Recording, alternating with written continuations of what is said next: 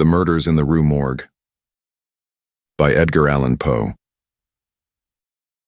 What song the sirens sang, or what name Achilles assumed when he hid himself among women, although puzzling questions, are not beyond all conjecture. Sir Thomas Browne. The mental features discoursed of as the analytical are, in themselves, but little susceptible of analysis. We appreciate them only in their effects. We know of them, among other things, that they are always to their possessor, when inordinately possessed, a source of the liveliest enjoyment. As the strong man exults in his physical ability, delighting in such exercises as call his muscles into action, so glories the analyst in that moral activity which disentangles. He derives pleasure from even the most trivial occupations, bringing his talent into play. He is fond of enigmas, of conundrums, of hieroglyphics, exhibiting in his solutions of each a degree of acumen which appears to the ordinary apprehension preternatural. His results, brought about by the very soul and essence of method, have in truth the whole air of intuition. The faculty of resolution is possibly much invigorated by mathematical study, and especially by that highest branch of it which, unjustly, and merely on account of its retrograde operations, has been called, as if par excellence, analysis. Yet to calculate is not in itself to analyze. A chess player, for example, does the one without effort at the other. It follows that the game of chess, in its effects upon mental character, is greatly misunderstood. I am not now writing a treatise, but simply prefacing a somewhat peculiar narrative by observations very much at random. I will therefore take occasion to assert that the higher powers of the reflective intellect are more decidedly and more usefully tasked by the unostentatious game of draughts than by all the elaborate frivolity of chess. In this latter, where the pieces have different and bizarre motions with various and variable values, what is only complex is mistaken, a not unusual error, for what is profound. The attention is here called powerfully into play. If it flag for an instant, an oversight is committed resulting in injury or defeat. The possible moves being not only manifold but involute, the chances of such oversights are multiplied, and in 9 cases out of 10, it is the more concentrative rather than the more acute player who conquers. In drafts, on the contrary, where the moves are unique and have but little variation, the probabilities of inadvertence are diminished, and the mere attention being left comparatively unemployed, what advantages are obtained by either party are obtained by superior acumen. To be less abstract, let us suppose a game of draughts where the pieces are reduced to 4 kings, and where, of course, no oversight is to be expected. It is obvious that here the victory can be decided, the players being at all equal, only by some recherché movement, the result of some strong exertion of the intellect. Deprived of ordinary resources, the analyst throws himself into the spirit of his opponent, identifies himself therewith, and not unfrequently sees thus, at a glance, the sole methods, sometime indeed absurdly simple ones, by which he may seduce into error or hurry into miscalculation. Whist has long been noted for its influence upon what is termed the calculating power, and men of the highest order of intellect have been known to take an apparently unaccountable delight in it, while eschewing chess as frivolous. Beyond doubt, there is nothing of a similar nature so greatly tasking the faculty of analysis. The best chess player in Christendom may be little more than the best player of chess, but proficiency in whist implies capacity for success in all those more important undertakings where mind struggles with mind. When I say proficiency, I mean that perfection in the game which includes a comprehension of all the sources whence legitimate advantage may be derived. These are not only manifold, but multiform, and lie frequently among recesses of thought altogether inaccessible to the ordinary understanding. To observe attentively is to remember distinctly, and so far the concentrative chess player will do very well at whist, while the rules of Hoyle, themselves based upon the mere mechanism of the game, are sufficiently and generally comprehensible. Thus, to have a retentive memory and to proceed by the book are points commonly regarded as the sum total of good playing. But it is in matters beyond the limits of mere rule that the skill of the analyst is evinced. He makes in silence a host of observations and inferences. So, perhaps, do his companions, and the difference in the extent of the information obtained lies not so much in the validity of the inference as in the quality of the observation. The necessary knowledge is that of what to observe. Our player confines himself not at all, nor because the game is the object does he reject deductions from things external to the game. He examines the countenance of his partner, comparing it carefully with that of each of his opponents. He considers the mode of assorting the cards in each hand, often counting trump by trump, and honor by honor, through the glances bestowed by their holders upon each. He notes every variation of face as the play progresses, gathering a fund of thought from the differences in the expression of certainty, of surprise, of triumph, or of chagrin. From the manner of gathering up a trick, he judges whether the person taking it can make another in the suit. He recognizes what is played through feint, by the manner with which it is thrown upon the table. A casual or inadvertent word, the accidental dropping or turning of a card with the accompanying anxiety or carelessness in regard to its concealment, the counting of the tricks, with the order of their arrangement, embarrassment, hesitation, eagerness or trepidation, all afford to his apparently intuitive perception indications of the true state of affairs. The first 2 or 3 rounds having been played, he is in full possession of the contents of each hand, and thenceforward puts down his cards with as absolute a precision of purpose as if the rest of the party had turned outward the faces of their own. The analytical power should not be confounded with ample ingenuity, for while the analyst is necessarily ingenious, the ingenious man is often remarkably incapable of analysis. The constructive or combining power, by which ingenuity is usually manifested, and to which the phrenologists, I believe erroneously, have assigned a separate organ, supposing it a primitive faculty, has been so frequently seen in those whose intellect bordered otherwise upon idiocy, as to have attracted general observation among writers on morals. Between ingenuity and the analytic ability, there exists a difference far greater indeed than that between the fancy and the imagination, but of a character very strictly analogous. It will be found, in fact, that the ingenious are always fanciful, and the truly imaginative never otherwise than analytic. The narrative which follows will appear to the reader somewhat in the light of a commentary upon the propositions just advanced. Residing in Paris during the spring and part of the summer of 18, I there became acquainted with a Monsieur C. Auguste Dupin. This young gentleman was of an excellent, indeed of an illustrious family, but by a variety of untoward events had been reduced to such poverty that the energy of his character succumbed beneath it, and he ceased to bestir himself in the world, or to care for the retrieval of his fortunes. By courtesy of his creditors, there still remained in his possession a small remnant of his patrimony, and upon the income arising from this, he managed, by means of a rigorous economy, to procure the necessaries of life, without troubling himself about its superfluities.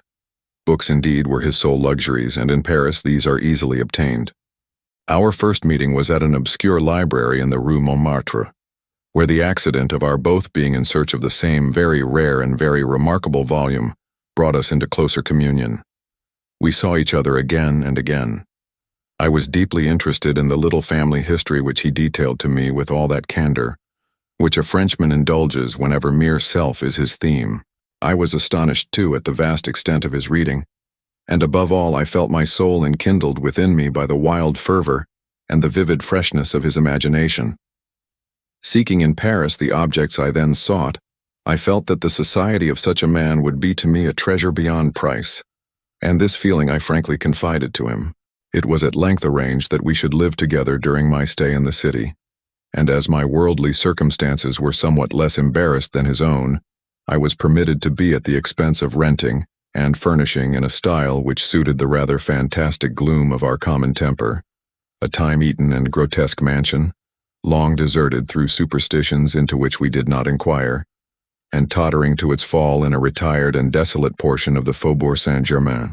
Had the routine of our life at this place been known to the world, we should have been regarded as madmen, although perhaps as madmen of a harmless nature.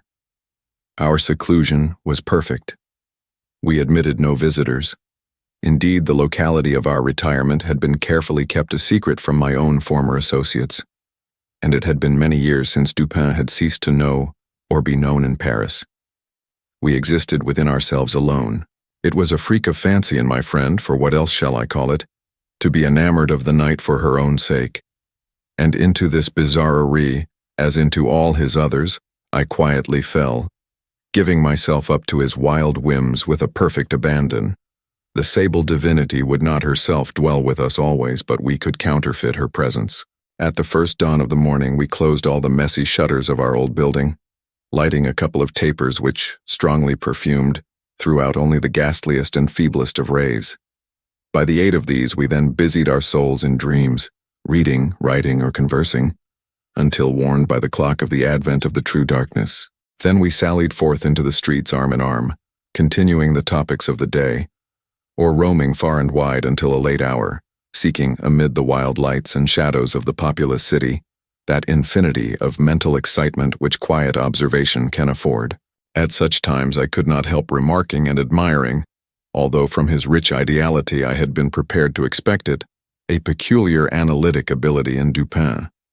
He seemed, too, to take an eager delight in its exercise, if not exactly in its display, and did not hesitate to confess the pleasure thus derived.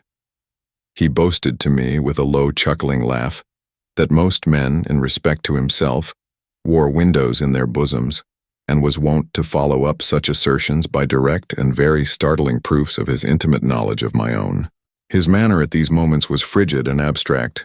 His eyes were vacant in expression, while his voice, usually a rich tenor, rose into a treble which would have sounded petulantly but for the deliberateness and entire distinctness of the enunciation.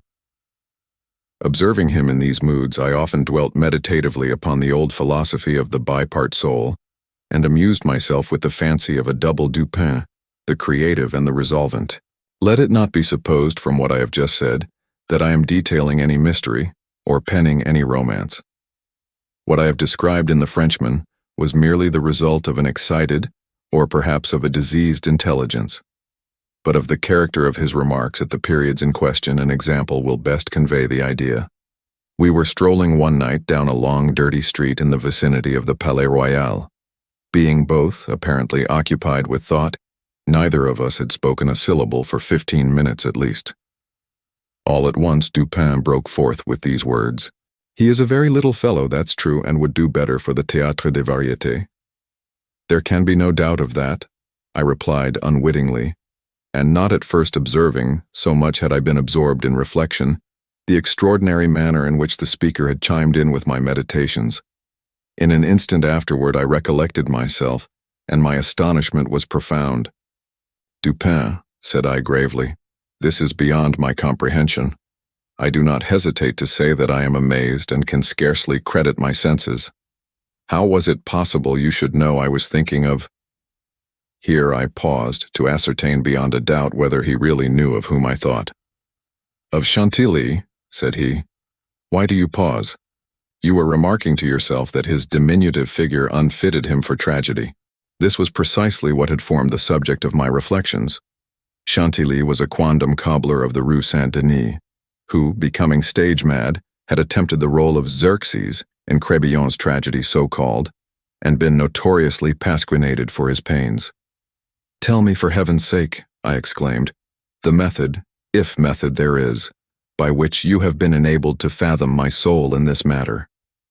In fact, I was even more startled than I would have been willing to express. "It was the fruiterer," replied my friend, "who brought you to the conclusion that the mender of souls was not of sufficient height for Xerxes et genus omni." "The fruiterer! You astonish me. I know no fruiterer whomsoever." "The man who ran up against you as we entered the street. It may have been 15 minutes ago." I now remembered that in fact a fruiterer, carrying upon his head a large basket of apples, had nearly thrown me down by accident as we passed from the Rue C into the thoroughfare where we stood. But what this had to do with Chantilly I could not possibly understand. There was not a particle of charlatanerie about Dupin. "I will explain," he said, "and that you may comprehend all clearly, we will first retrace the course of your meditations, from the moment in which I spoke to you until that of the rencontre with the fruiterer in question. The larger links of the chain run thus: Chantilly, Orion, Dr. Nichols, Epicurus, stereotomy, the street stones, the fruiterer. There are few persons who have not, at some period of their lives, amused themselves in retracing the steps by which particular conclusions of their own minds have been attained. The occupation is often full of interest, and he who attempts it for the first time is astonished by the apparently illimitable distance and incoherence between the starting point and the goal. What, then, must have been my amazement when I heard the Frenchman speak what he had just spoken, and when I could not help acknowledging that he had spoken the truth. He continued, "We had been talking of horses, if I remember aright, just before leaving the Rue C. This was the last subject we discussed. As we crossed into this street, a fruiterer with a large basket upon his head, brushing quickly past us, thrust you upon a pile of paving stones collected at a spot where the causeway is undergoing repair. You stepped upon one of the loose fragments, slipped, slightly strained your ankle, appeared vexed or sulky, muttered a few words, turned to look at the pile, and then proceeded in silence. I was not particularly attentive to what you did, but observation has become with me of late a species of necessity. You kept your eyes upon the ground, glancing with a petulant expression at the holes and ruts in the pavement, so that I saw you were still thinking of the stones, until we reached the little alley called Lamartine, which has been paved, by way of experiment, with the overlapping and riveted blocks. Here your countenance brightened up, and, perceiving your lips move, I could not doubt that you murmured the word stereotomy, a term very affectedly applied to this species of pavement. I knew that you could not say to yourself stereotomy without being brought to think of atomies, and thus of the theories of Epicurus. And since, when we discussed this subject not very long ago, I mentioned to you how singularly, yet with how little notice, the vague guesses of that noble Greek had met with confirmation in the late nebular cosmogony, I felt that you could not avoid casting your eyes upward to the great nebula in Orion, and I certainly expected that you would do so.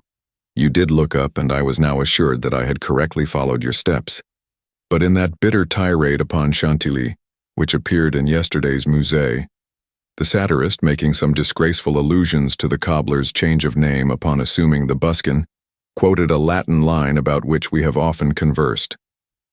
I mean the line perdidit antiquum littera prima sonum. I had told you that this was in reference to Orion, formerly written Urian, and from certain pungencies connected with this explanation, I was aware that you could not have forgotten it. It was clear, therefore, that you would not fail to combine the two ideas of Orion and Chantilly. That you did combine them I saw by the character of the smile which passed over your lips. You thought of the poor cobbler's immolation. So far you had been stooping in your gait, but now I saw you draw yourself up to your full height. I was then sure that you reflected upon the diminutive figure of Chantilly. At this point I interrupted your meditations to remark that as, in fact, he was a very little fellow, that Chantilly, he would do better at the Théâtre des Variétés. Not long after this, we were looking over an evening edition of the Gazette des Tribunaux, when the following paragraphs arrested our attention. Extraordinary murders. This morning, about 3 o'clock, the inhabitants of the Quartier Saint-Roch were aroused from sleep by a succession of terrific shrieks, issuing, apparently, from the 4th story of a house in the Rue Morgue, known to be in the sole occupancy of one Madame L'Espanaye, and her daughter, Mademoiselle Camille L'Espanaye. After some delay, occasioned by a fruitless attempt to procure admission in the usual manner, the gateway was broken in with a crowbar, and 8 or 10 of the neighbors entered accompanied by 2 gendarmes. By this time the cries had ceased, but, as the party rushed up the first flight of stairs, 2 or more rough voices in angry contention were distinguished and seemed to proceed from the upper part of the house. As the second landing was reached, these sounds also had ceased and everything remained perfectly quiet. The party spread themselves and hurried from room to room. Upon arriving at a large back chamber in the 4th story, the door of which, being found locked with the key inside, was forced open, a spectacle presented itself which struck everyone present not less with horror than with astonishment. The apartment was in the wildest disorder, the furniture broken and thrown about in all directions. There was only one bedstead, and from this, the bed had been removed and thrown into the middle of the floor. On a chair lay a razor, besmeared with blood. On the hearth were 2 or 3 long and thick tresses of gray human hair, also dabbled in blood, and seeming to have been pulled out by the roots. Upon the floor were found 4 Napoleons, an earring of topaz, 3 large silver spoons, 3 smaller of metal d'Alger, and 2 bags, containing nearly 4,000 francs in gold. The drawers of a bureau, which stood in one corner, were open, and had been apparently rifled, although many articles still remained in them. A small iron safe was discovered under the bed, not under the bedstead. It was open, with the key still in the door. It had no contents beyond a few old letters and other papers of little consequence. Of Madame L'Espanaye no traces were here seen, but an unusual quantity of soot being observed in the fireplace, a search was made in the chimney, and, horrible to relate, the corpse of the daughter, head downward, was dragged therefrom. It having been thus forced up the narrow aperture for a considerable distance, the body was quite warm. Upon examining it, many excoriations were perceived, no doubt occasioned by the violence with which it had been thrust up and disengaged. Upon the face were many severe scratches, and upon the throat, dark bruises and deep indentations of fingernails, as if the deceased had been throttled to death. After a thorough investigation of every portion of the house without farther discovery, the party made its way into a small paved yard in the rear of the building, where lay the corpse of the old lady, with her throat so entirely cut that, upon an attempt to raise her, the head fell off. The body, as well as the head, was fearfully mutilated, the former so much so as scarcely to retain any semblance of humanity. To this horrible mystery there is not as yet, we believe, the slightest clue. The next day's paper had these additional particulars. The tragedy in the RUE MORGUE. Many individuals have been examined in relation to this most extraordinary and frightful affair. The word affair has not yet in France that levity of import which it conveys with us, but nothing whatever has transpired to throw light upon it. We give below all the material testimony elicited. Pauline Dubourg, laundress, deposes that she has known both the deceased for 3 years, having washed for them during that period. The old lady and her daughter seemed on good terms, very affectionate towards each other. They were excellent pay, could not speak in regard to their mode or means of living, believed that Madame L. told fortunes for a living, was reputed to have money put by, never met any persons in the house when she called for the clothes or took them home, was sure that they had no servant in employ. There appeared to be no furniture in any part of the building except in the 4th story. Pierre Moreau, tobacconist, deposes that he has been in the habit of selling small quantities of tobacco and snuff to Madame L'Espanaye for nearly 4 years. Was born in the neighborhood, and has always resided there. The deceased and her daughter had occupied the house in which the corpses were found for more than 6 years. It was formerly occupied by a jeweler, who underlet the upper rooms to various persons. The house was the property of Madame L. She became dissatisfied with the abuse of the premises by her tenant, and moved into them herself, refusing to let any portion. The old lady was childish. Witness had seen the daughter some 5 or 6 times during the 6 years. The two lived an exceedingly retired life, were reputed to have money, had heard it said among the neighbors that Madame L. told fortunes, did not believe it, had never seen any person enter the door except the old lady and her daughter, a porter once or twice, and a physician some 8 or 10 times. Many other persons, neighbors, gave evidence to the same effect. No one was spoken of as frequenting the house. It was not known whether there were any living connections of Madame L. and her daughter. The shutters of the front windows were seldom opened. Those in the rear were always closed, with the exception of the large back room, 4th story. The house was a good house, not very old.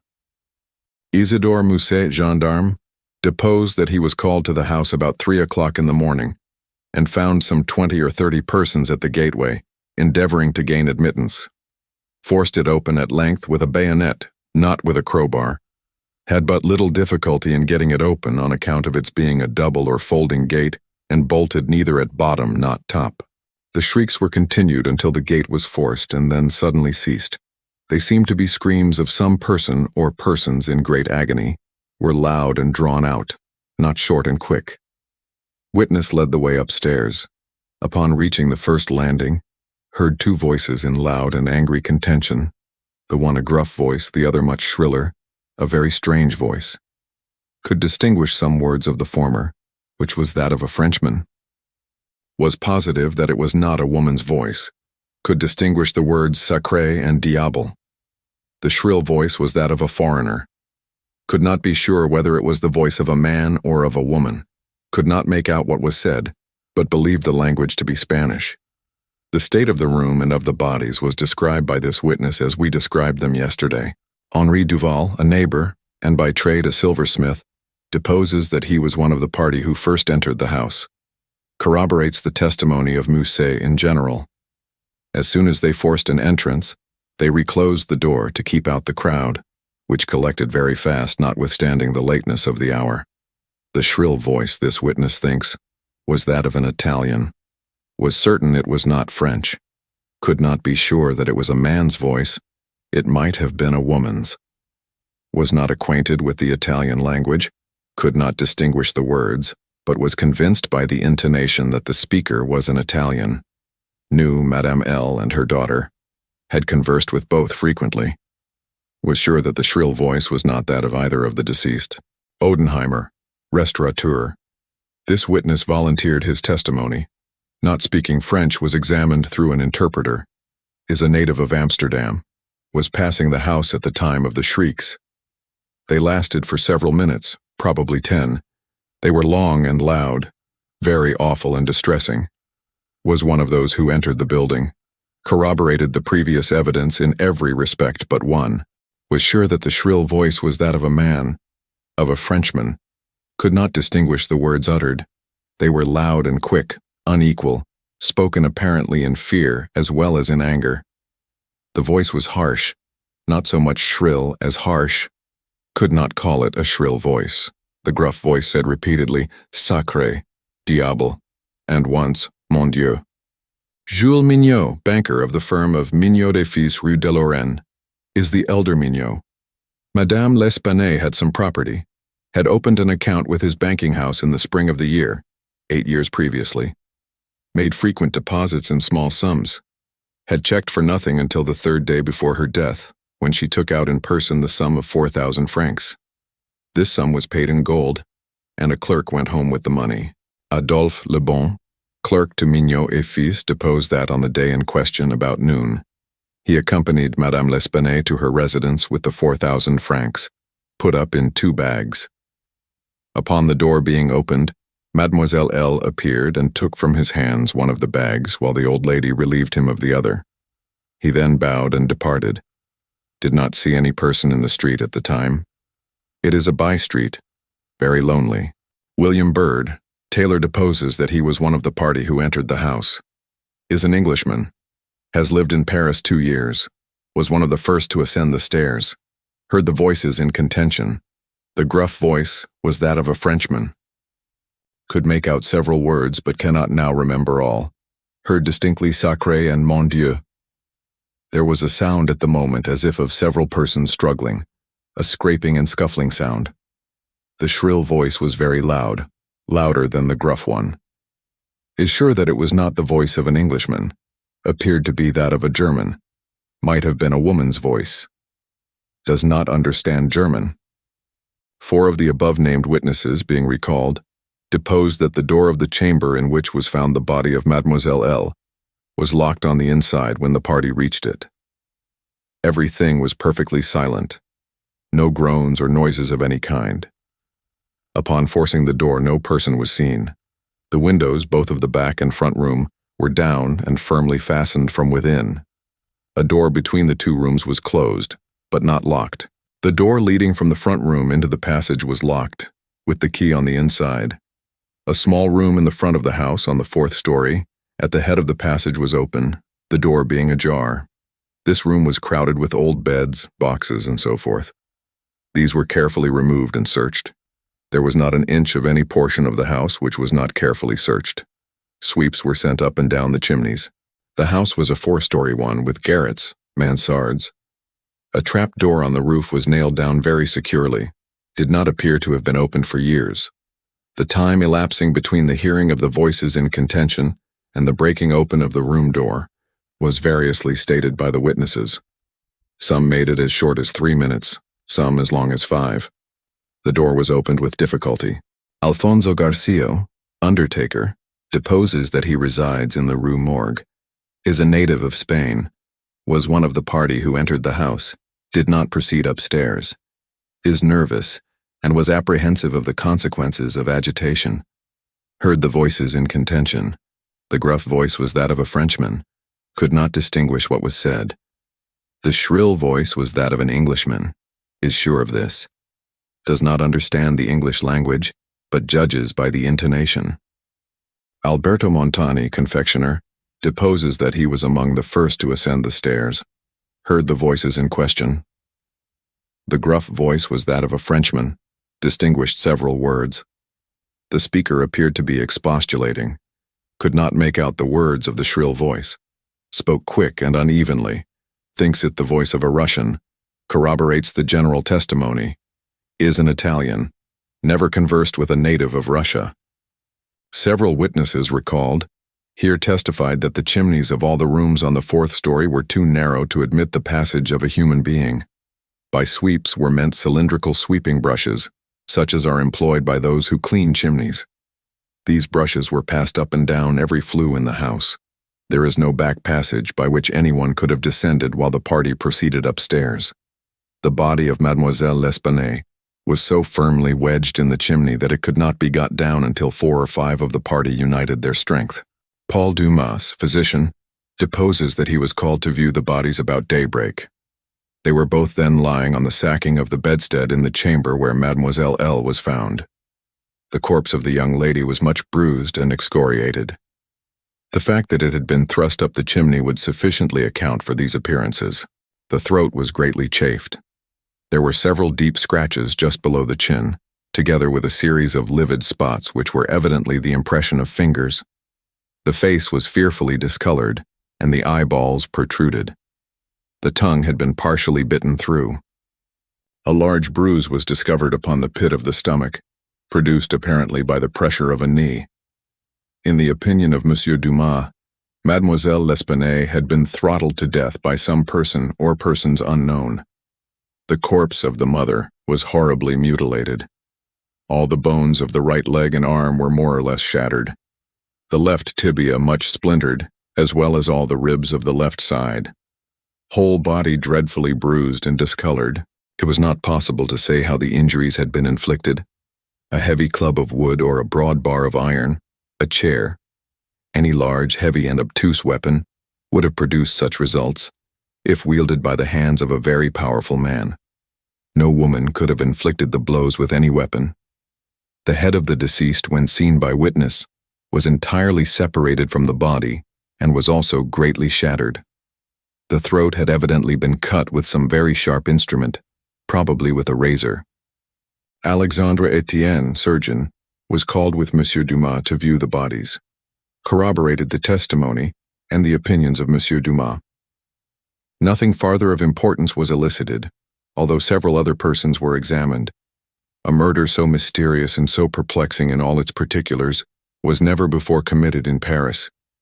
If indeed a murder has been committed at all, the police are entirely at fault, an unusual occurrence in affairs of this nature. There is not, however, the shadow of a clue apparent. The evening edition of the paper stated that the greatest excitement still continued in the Quartier Saint-Roch, that the premises in question had been carefully researched and fresh examinations of witnesses instituted, but all to no purpose. A postscript, however, mentioned that Adolphe Le Bon had been arrested and imprisoned, although nothing appeared to criminate him beyond the facts already detailed. Dupin seemed singularly interested in the progress of this affair, at least so I judged from his manner, for he made no comments. It was only after the announcement that Le Bon had been imprisoned that he asked me my opinion respecting the murders. I could merely agree with all Paris in considering them an insoluble mystery. I saw no means by which it would be possible to trace the murderer. We must not judge of the means, said Dupin, by this shell of an examination. The Parisian police, so much extolled for acumen, are cunning, but no more. There is no method in their proceedings beyond the method of the moment. They make a vast parade of measures. But not unfrequently, these are so ill adapted to the objects proposed as to put us in mind of Monsieur Jourdain's calling for his robe de chambre, pour mieux entendre la musique. The results attained by them are not unfrequently surprising, but, for the most part, are brought about by simple diligence and activity. When these qualities are unavailing, their schemes fail. Vidocq, for example, was a good guesser and a persevering man, but without educated thought, he erred continually by the very intensity of his investigations. He impaired his vision by holding the object too close. He might see perhaps one or two points with unusual clearness, but in so doing he, necessarily, lost sight of the matter as a whole. Thus there is such a thing as being too profound. Truth is not always in a well. In fact, as regards the more important knowledge, I do believe that she is invariably superficial. The depth lies in the valleys where we seek her, and not upon the mountaintops where she is found. The modes and sources of this kind of error are well typified in the contemplation of the heavenly bodies. To look at a star by glances, to view it in a sidelong way by turning toward it the exterior portions of the retina, more susceptible of feeble impressions of light than the interior, is to behold the star distinctly, is to have the best appreciation of its luster, a luster which grows dim just in proportion as we turn our vision fully upon it. A greater number of rays actually fall upon the eye in the latter case, but in the former there is the more refined capacity for comprehension. By undue profundity we perplex and enfeeble thought, and it is possible to make even Venus herself vanish from the firmament by a scrutiny too sustained, too concentrated, or too direct. As for these murders, let us enter into some examinations for ourselves, before we make up an opinion respecting them. An inquiry will afford us amusement. I thought this an odd term, so applied, but said nothing. And besides, Le Bon once rendered me a service for which I am not ungrateful. We will go and see the premises with our own eyes. I know the prefect of police, and shall have no difficulty in obtaining the necessary permission. The permission was obtained, and we proceeded at once to the RUE Morgue.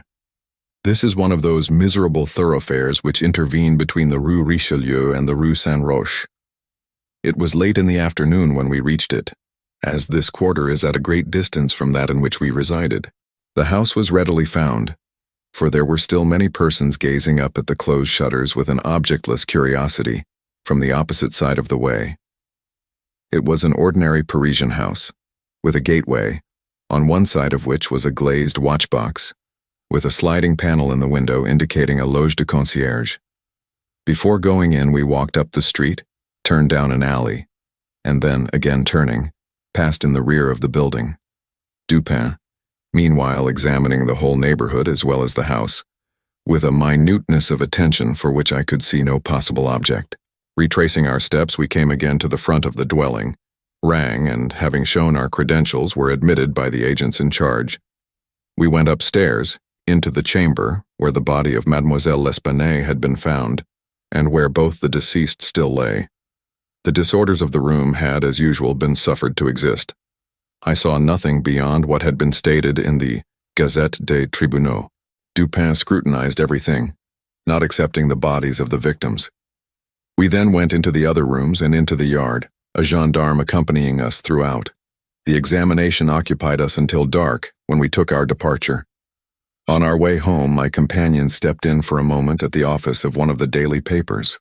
I have said that the whims of my friend were manifold, and that je les ménageais. For this phrase there is no English equivalent. It was his humor now to decline all conversation on the subject of the murder until about noon the next day. He then asked me suddenly if I had observed anything peculiar at the scene of the atrocity. There was something in his manner of emphasizing the word peculiar, which caused me to shudder without knowing why. No, nothing peculiar, I said. Nothing more, at least, than we both saw stated in the paper. The Gazette, he replied, has not entered, I fear, into the unusual horror of the thing. But dismiss the idle opinions of this print. It appears to me that this mystery is considered insoluble for the very reason which should cause it to be regarded as easy of solution. I mean for the outre character of its features.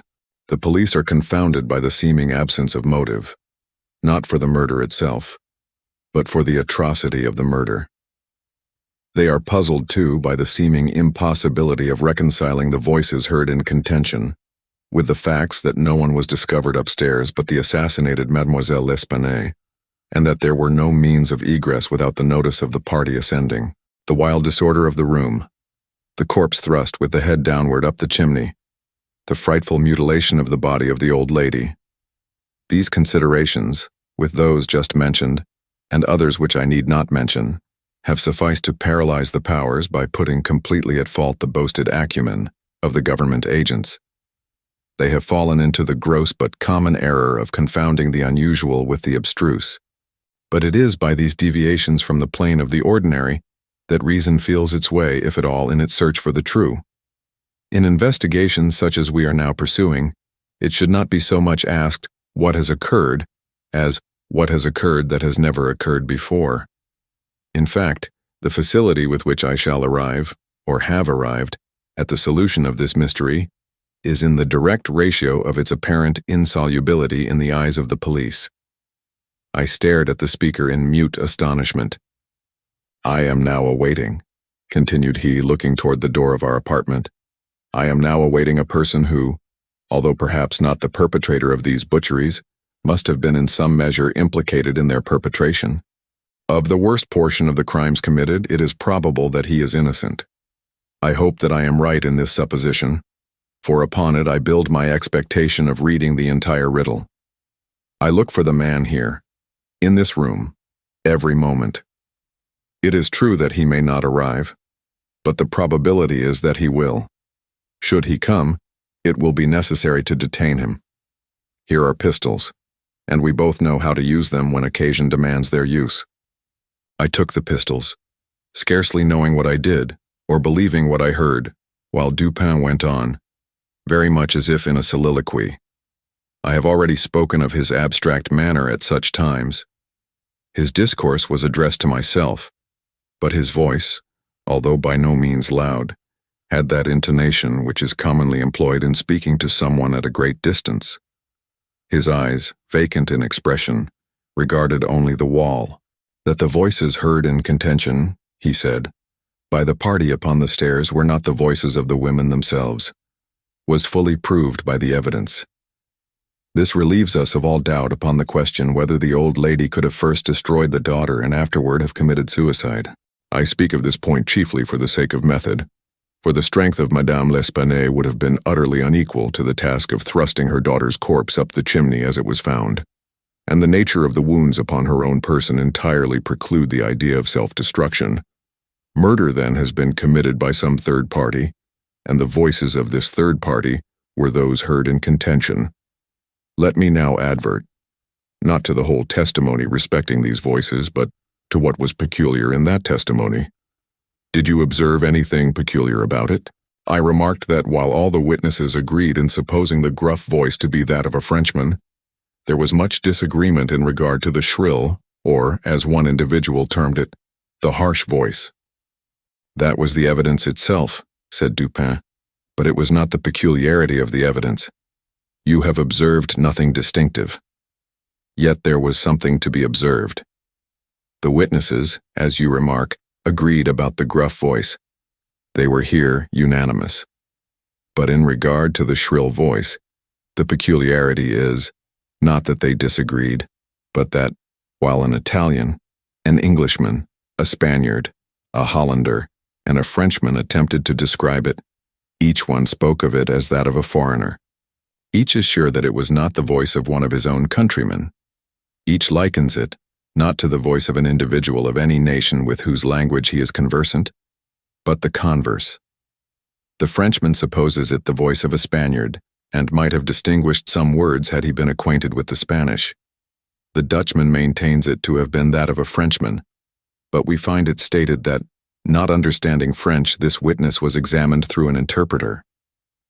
The Englishman thinks it the voice of a German, and does not understand German. The Spaniard is sure that it was that of an Englishman, but judges by the intonation altogether, as he has no knowledge of the English. The Italian believes it the voice of a Russian, but has never conversed with a native of Russia. A second Frenchman differs, moreover, with the first, and is positive that the voice was that of an Italian, but not being cognizant of that tongue, is, like the Spaniard, convinced by the intonation. Now, how strangely unusual must that voice have really been, about which such testimony as this could have been elicited, in whose tones even denizens of the 5 great divisions of Europe could recognize nothing familiar. You will say that it might have been the voice of an Asiatic, of an African. Neither Asiatics nor Africans abound in Paris, but without denying the inference, I will now merely call your attention to 3 points. The voice is termed by one witness harsh rather than shrill. It is represented by 2 others to have been quick and unequal. No words, no sounds resembling words, were by any witness mentioned as distinguishable. I know not, continued Dupin, what impression I may have made so far upon your own understanding, but I do not hesitate to say that legitimate deductions even from this portion of the testimony, the portion respecting the gruff and shrill voices, are in themselves sufficient to engender a suspicion which should give direction to all farther progress in the investigation of the mystery. I said, legitimate deductions, but my meaning is not thus fully expressed. I design to imply that the deductions are the sole proper ones, and that the suspicion arises inevitably from them as the single result. What the suspicion is, however, I will not say just yet. I merely wish you to bear in mind that, with myself, it was sufficiently forcible to give a definite form, a certain tendency, to my inquiries in the chamber. Let us now transport ourselves in fancy to this chamber. What shall we first seek here? The means of egress employed by the murderers. It is not too much to say that neither of us believe in preternatural events. Madame and Mademoiselle L'Espanaye were not destroyed by spirits. The doers of the deed were material and escaped materially. Then how? Fortunately, there is but one mode of reasoning upon the point, and that mode must lead us to a definite decision. Let us examine each by each the possible means of egress. It is clear that the assassins were in the room where Mademoiselle L'Espanaye was found, or at least in the room adjoining, when the party ascended the stairs. It is then only from these 2 apartments that we have to seek issues. The police have laid bare the floors, the ceilings, and the masonry of the walls, in every direction. No secret issues could have escaped their vigilance. But, not trusting to their eyes, I examined with my own. There were, then, no secret issues. Both doors leading from the rooms into the passage were securely locked, with the keys inside. Let us turn to the chimneys.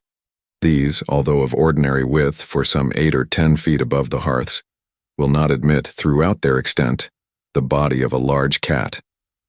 The impossibility of egress, by means already stated, being thus absolute, we are reduced to the windows. Through those of the front room no one could have escaped without notice from the crowd in the street. The murderers must have passed, then, through those of the back room. Now, brought to this conclusion in so unequivocal a manner as we are, it is not our part as reasoners to reject it on account of apparent impossibilities.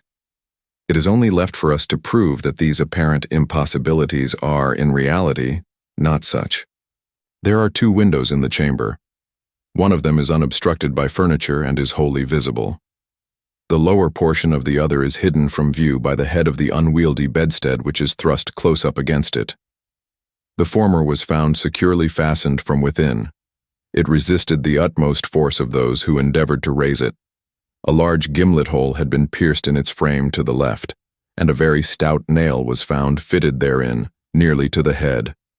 Upon examining the other window, a similar nail was seen similarly fitted in it, and a vigorous attempt to raise this sash failed also. The police were now entirely satisfied that egress had not been in these directions, and therefore it was thought a matter of supererogation to withdraw the nails and open the windows. My own examination was somewhat more particular, and was so for the reason I have just given, because here it was I knew that all apparent impossibilities must be proved to be not such in reality. I proceeded to think thus, a posteriori. The murderers did escape from one of these windows. This being so, they could not have refastened the sashes from the inside, as they were found fastened. The consideration which put a stop, through its obviousness, to the scrutiny of the police in this quarter. Yet the sashes were fastened. They must, then, have the power of fastening themselves. There was no escape from this conclusion. I stepped to the unobstructed casement, withdrew the nail with some difficulty and attempted to raise the sash. It resisted all my efforts, as I had anticipated. A concealed spring must, I now know, exist, and this corroboration of my idea convinced me that my premises at least were correct. However mysterious still appeared the circumstances attending the nails. A careful search soon brought to light the hidden spring. I pressed it, and satisfied with the discovery, forbore to upraise the sash. I now replaced the nail and regarded it attentively. A person passing out through this window might have reclosed it, and the spring would have caught, but the nail could not have been replaced. The conclusion was plain, and again narrowed in the field of my investigations. The assassins must have escaped through the other window. Supposing, then, the springs upon each sash to be the same, as was probable, there must be found a difference between the nails, or at least between the modes of their fixture. Getting upon the sacking of the bedstead, I looked over the headboard minutely at the second casement. Passing my hand down behind the board, I readily discovered and pressed the spring, which was, as I had supposed, identical in character with its neighbor. I now looked at the nail. It was as stout as the other, and apparently fitted in the same manner, driven in nearly up to the head. You will say that I was puzzled, but if you think so, you must have misunderstood the nature of the inductions. To use a sporting phrase, I had not been once at fault. The scent had never for an instant been lost. There was no flaw in any link of the chain. I had traced the secret to its ultimate result, and that result was the nail. It had, I say, in every respect, the appearance of its fellow in the other window, but this fact was an absolute nullity, conclusive as it might seem to be when compared with the consideration that here, at this point, terminated the clue. There must be something wrong, I said, about the nail. I touched it, and the head, with about 1/4 of an inch of the shank, came off in my fingers. The rest of the shank was in the gimlet hole where it had been broken off. The fracture was an old one, for its edges were encrusted with rust, and had apparently been accomplished by the blow of a hammer, which had partially embedded in the top of the bottom sash the head portion of the nail. I now carefully replaced this head portion in the indentation whence I had taken it, and the resemblance to a perfect nail was complete. The fissure was invisible. Pressing the spring, I gently raised the sash for a few inches. The head went up with it, remaining firm in its bed. I closed the window, and the semblance of the whole nail was again perfect. The riddle so far was now unriddled. The assassin had escaped through the window which looked upon the bed. Dropping of its own accord upon his exit, or perhaps purposely closed, it had become fastened by the spring, and it was the retention of this spring which had been mistaken by the police for that of the nail, farther inquiry being thus considered unnecessary. The next question is that of the mode of descent. Upon this point I had been satisfied in my walk with you around the building. About 5 feet and a half from the casement in question, there runs a lightning rod. From this rod it would have been impossible for anyone to reach the window itself, to say nothing of entering it. I observed, however, that the shutters of the 4th story were of the peculiar kind called by Parisian carpenters ferrades, a kind rarely employed at the present day, but frequently seen upon very old mansions at Lyons and Bordeaux. They are in the form of an ordinary door, a single, not a folding door, except that the lower half is latticed or worked in open trellis, thus affording an excellent hold for the hands. In the present instance, these shutters are fully 3 feet and a half broad. When we saw them from the rear of the house, they were both about half open. That is to say, they stood off at right angles from the wall. It is probable that the police, as well as myself, examined the back of the tenement. But if so, in looking at these ferrades in the line of their breadth, as they must have done, they did not perceive this great breadth itself, or at all events failed to take it into due consideration. In fact, having once satisfied themselves that no egress could have been made in this quarter, they would naturally bestow here a very cursory examination. It was clear to me, however, that the shutter belonging to the window at the head of the bed would, if swung fully back to the wall, reach to within 2 feet of the lightning rod. It was also evident that by exertion of a very unusual degree of activity and courage, an entrance into the window from the rod might have been thus effected. By reaching to the distance of 2 feet and a half, We now suppose the shutter open to its whole extent. A robber might have taken a firm grasp upon the trellis work. Letting go, then, his hold upon the rod, placing his feet securely against the wall, and springing boldly from it, he might have swung the shutter so as to close it and, if we imagine the window open at the time, might even have swung himself into the room. I wish you to bear especially in mind that I have spoken of a very unusual degree of activity, as requisite to success in so hazardous and so difficult a feat. It is my design to show you first that the thing might possibly have been accomplished. But secondly and chiefly, I wish to impress upon your understanding the very extraordinary, the almost preternatural character of that agility which could have accomplished it. You will say, no doubt, using the language of the law, that to make out my case I should rather undervalue than insist upon a full estimation of the activity required in this matter. This may be the practice in law, but it is not the usage of reason. My ultimate object is only the truth. My immediate purpose is to lead you to place in juxtaposition that very unusual activity of which I have just spoken, with that very peculiar shrill, or harsh, and unequal voice, about whose nationality no two persons could be found to agree, and in whose utterance no syllabification could be detected. At these words, a vague and half-formed conception of the meaning of Dupin flitted over my mind. I seemed to be upon the verge of comprehension without power to comprehend, as men at times find themselves upon the brink of remembrance without being able, in the end, to remember. My friend went on with his discourse. You will see, he said, that I have shifted the question from the mode of egress to that of ingress. It was my design to convey the idea that both were effected in the same manner, at the same point. Let us now revert to the interior of the room. Let us survey the appearances here. The drawers of the bureau, it is said, had been rifled, although many articles of apparel still remained within them. The conclusion here is absurd. It is a mere guess, a very silly one, and no more. How are we to know that the articles found in the drawers were not all these drawers had originally contained? Madame L'Espanaye and her daughter lived an exceedingly retired life, saw no company, seldom went out, had little use for numerous changes of habiliment. Those found were at least of as good quality as any likely to be possessed by these ladies. If a thief had taken any, why did he not take the best? Why did he not take all? In a word, why did he abandon 4,000 francs in gold to encumber himself with a bundle of linen? The gold was abandoned. Nearly the whole sum mentioned by Monsieur Mignot, the banker, was discovered in bags upon the floor. I wish you, therefore, to discard from your thoughts the blundering idea of motive, engendered in the brains of the police by that portion of the evidence which speaks of money delivered at the door of the house.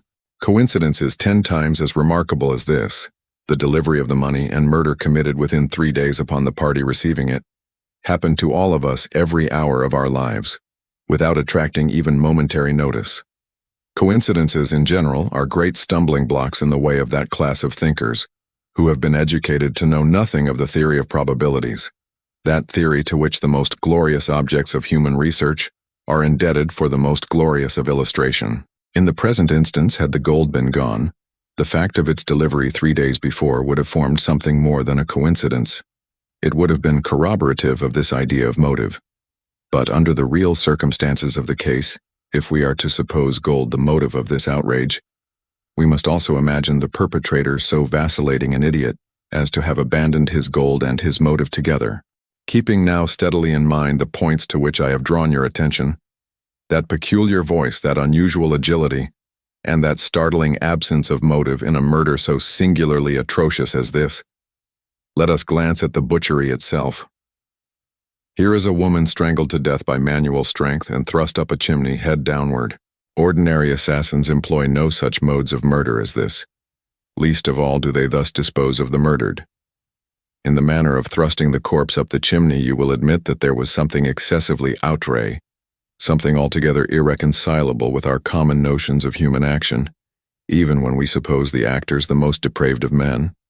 Think, too, how great must have been that strength which could have thrust the body up such an aperture so forcibly that the united vigor of several persons was found barely sufficient to drag it down. Turn now to other indications of the employment of a vigor most marvelous. On the hearth were thick tresses, very thick tresses, of gray human hair. These had been torn out by the roots. You are aware of the great force necessary in tearing thus from the head even 20 or 30 hairs together. You saw the locks in question as well as myself. Their roots, a hideous sight, were clotted with fragments of the flesh of the scalp, sure token of the prodigious power which had been exerted in uprooting perhaps 500,000 of hairs at a time. The throat of the old lady was not merely cut, but the head absolutely severed from the body. The instrument was a mere razor. I wish you also to look at the brutal ferocity of these deeds. Of the bruises upon the body of Madame L'Espanaye, I do not speak. Monsieur Dumas and his worthy coadjutor, Monsieur Etienne, have pronounced that they were inflicted by some obtuse instrument, and so far these gentlemen are very correct. The obtuse instrument was clearly the stone pavement in the yard, upon which the victim had fallen from the window which looked in upon the bed. This idea, however simple it may now seem, escaped the police for the same reason that the breadth of the shutters escaped them, because, by the affair of the nails, their perceptions had been hermetically sealed against the possibility of the windows having ever been opened at all. If now, in addition to all these things, you have properly reflected upon the odd disorder of the chamber, we have gone so far as to combine the ideas of an agility astounding, a strength superhuman, a ferocity brutal, a butchery without motive, a grotesquerie and horror absolutely alien from humanity, and a voice foreign in tone to the ears of men of many nations, and devoid of all distinct or intelligible syllabification. What result, then, has ensued? What impression have I made upon your fancy? I felt a creeping of the flesh as Dupin asked me the question. A madman, I said, has done this deed. Some raving maniac escaped from a neighboring maison de santé. In some respects, he replied, your idea is not irrelevant, but the voices of madmen, even in their wildest paroxysms, are never found to tally with that peculiar voice heard upon the stairs. Madmen are of some nation, and their language, however incoherent in its words, has always the coherence of syllabification. Besides, the hair of a madman is not such as I now hold in my hand. I disentangled this little tuft from the rigidly clutched fingers of Madame L'Espanaye. Tell me what you can make of it. Dupin, I said, completely unnerved. This hair is most unusual. This is no human hair. I have not asserted that it is, said he. But before we decide this point, I wish you to glance at the little sketch I have here traced upon this paper. It is a facsimile drawing of what has been described in one portion of the testimony as dark bruises and deep indentations of fingernails upon the throat of Mademoiselle L'Espanaye, and in another, by Messrs. Dumas and Etienne, as a series of livid spots, evidently the impression of fingers. You will perceive, continued my friend, spreading out the paper upon the table before us, that this drawing gives the idea of a firm and fixed hold. There is no slipping apparent. Each finger has retained, possibly until the death of the victim, the fearful grasp by which it originally embedded itself. Attempt now to place all your fingers at the same time in the respective impressions as you see them. I made the attempt in vain. We are possibly not giving this matter a fair trial, he said. The paper is spread out upon a plain surface, but the human throat is cylindrical. Here is a billet of wood, the circumference of which is about that of the throat. Wrap the drawing around it, and try the experiment again. I did so, but the difficulty was even more obvious than before. This, I said, is the mark of no human hand. Read now, replied Dupin, this passage from Cuvier. It was a minute anatomical and generally descriptive account of the large fulvous orang-outang of the East Indian Islands.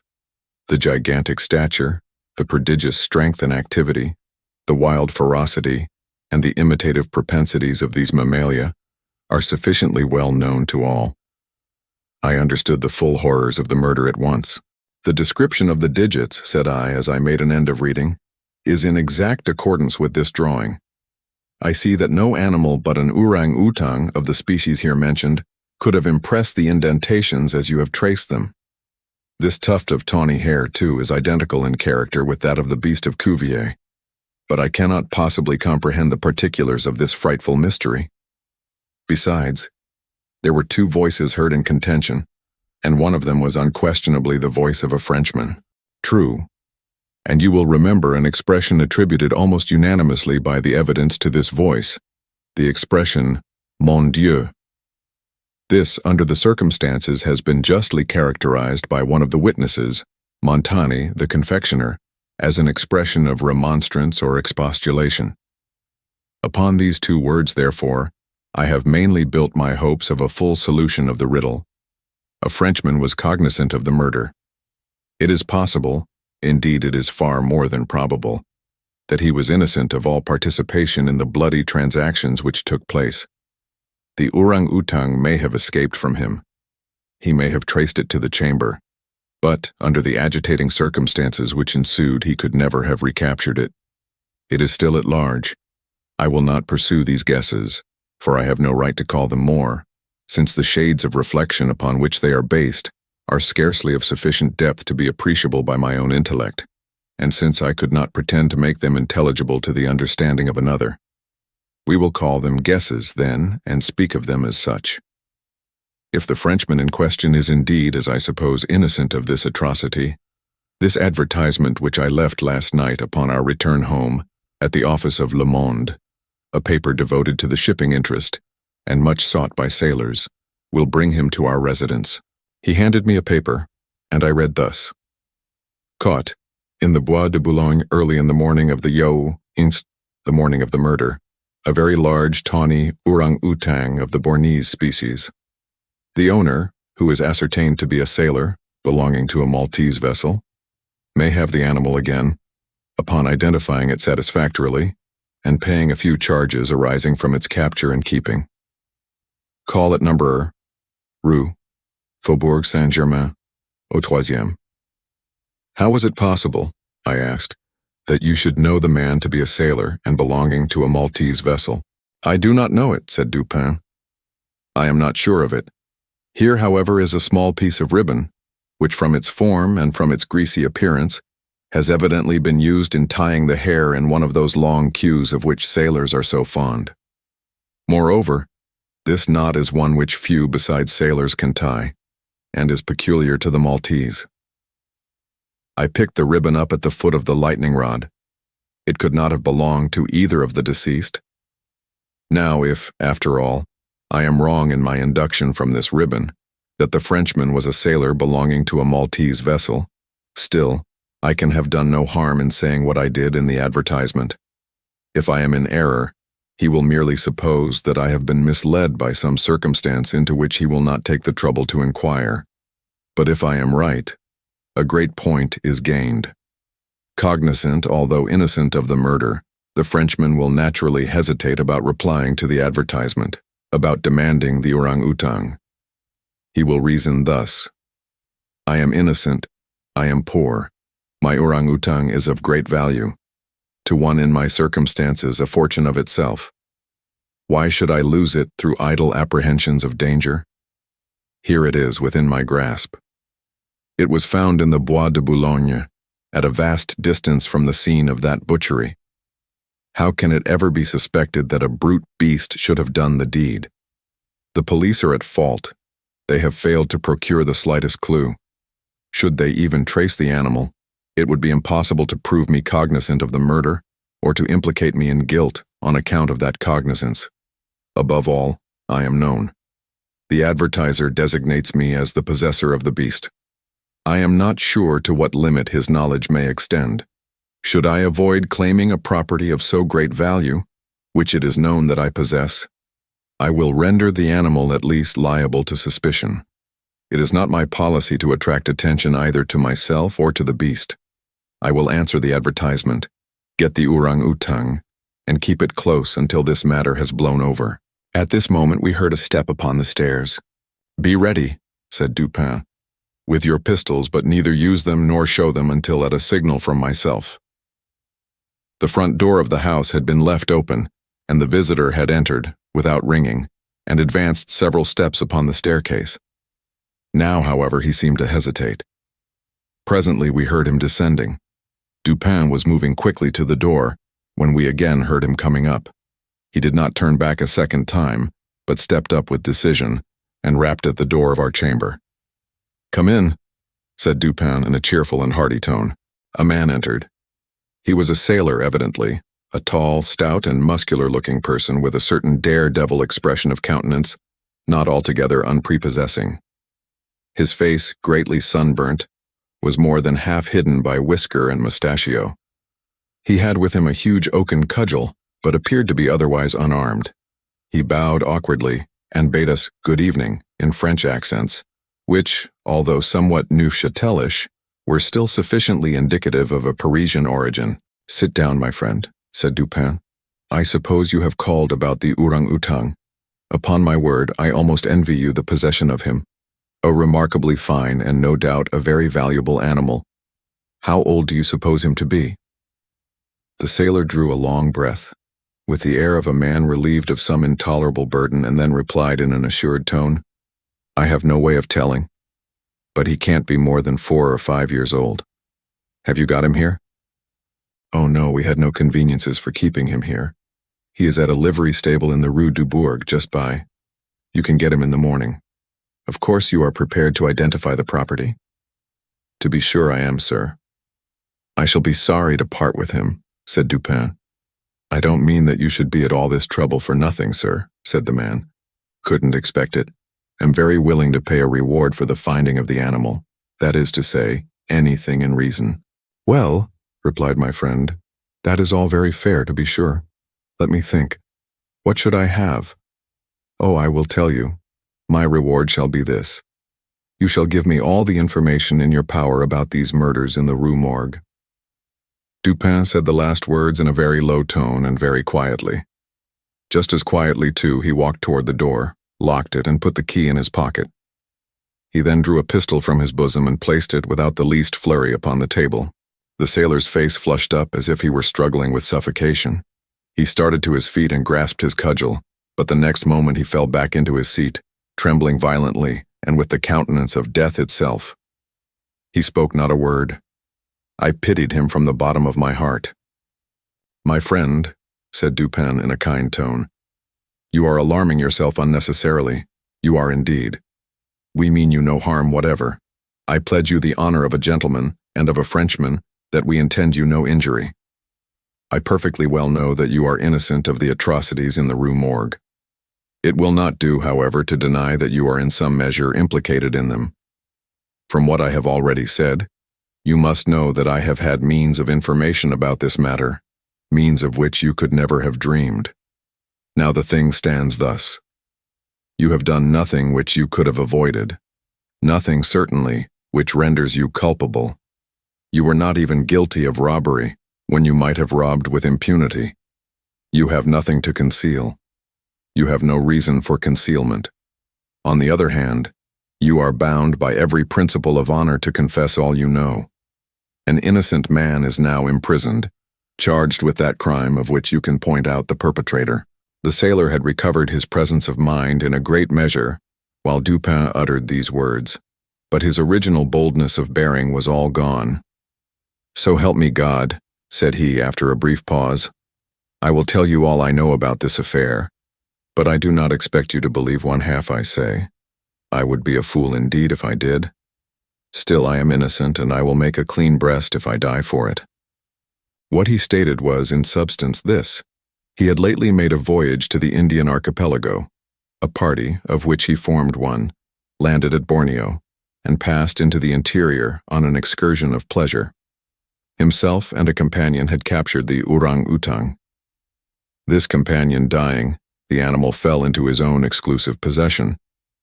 After great trouble, occasioned by the intractable ferocity of his captive during the home voyage, he at length succeeded in lodging it safely at his own residence in Paris, where, not to attract toward himself the unpleasant curiosity of his neighbors, he kept it carefully secluded, until such time as it should recover from a wound in the foot, received from a splinter on board ship. His ultimate design was to sell it. Returning home from some sailor's frolic the night, or rather in the morning of the murder, he found the beast occupying his own bedroom, into which it had broken from a closet adjoining, where it had been, as was thought, securely confined. Razor in hand and fully lathered, it was sitting before a looking-glass attempting the operation of shaving, in which it had no doubt previously watched its master through the keyhole of the closet.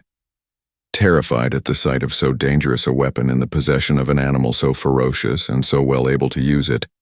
The man, for some moments, was at a loss what to do. He had been accustomed, however, to quiet the creature even in its fiercest moods by the use of a whip, and to this he now resorted. Upon sight of it, the orang-outang sprang at once through the door of the chamber, down the stairs, and thence, through a window, unfortunately open, into the street. The Frenchman followed in despair, the ape, razor still in hand, occasionally stopping to look back and gesticulate at its pursuer, until the latter had nearly come up with it. It then again made off. In this manner the chase continued for a long time. The streets were profoundly quiet, as it was nearly 3 o'clock in the morning. In passing down an alley in the rear of the RUE MORGUE, the fugitive's attention was arrested by a light gleaming from the open window of Madame L'Espanaye's chamber, in the 4th story of her house. Rushing to the building, it perceived the lightning rod, clambered up with inconceivable agility, grasped the shutter, which was thrown fully back against the wall, and, by its means, swung itself directly upon the headboard of the bed. The whole feat did not occupy a minute. The shutter was kicked open again by the orang-outang as it entered the room. The sailor, in the meantime, was both rejoiced and perplexed. He had strong hopes of now recapturing the brute, as it could scarcely escape from the trap into which it had ventured, except by the rod, where it might be intercepted as it came down. On the other hand, there was much cause for anxiety as to what it might do in the house. This latter reflection urged the man still to follow the fugitive. A lightning rod is ascended without difficulty, especially by a sailor. But when he had arrived as high as the window, which lay far to his left, his career was stopped. The most that he could accomplish was to reach over so as to obtain a glimpse of the interior of the room. At this glimpse he nearly fell from his hold through excess of horror.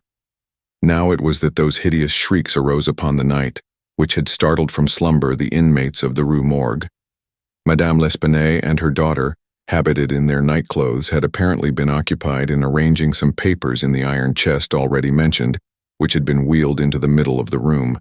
It was open, and its contents lay beside it on the floor.